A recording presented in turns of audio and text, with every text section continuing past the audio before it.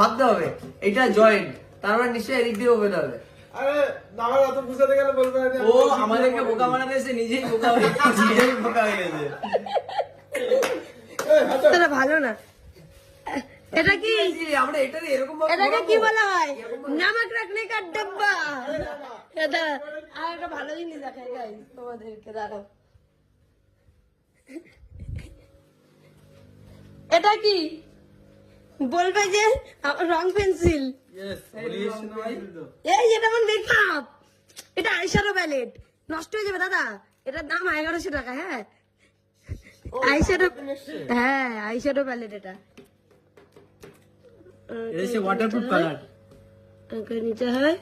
এই এই আরে এটা না, এটা দিয়ে এটা করে না, এটা দিয়ে মার্ক করে, এই যে কালারফুল।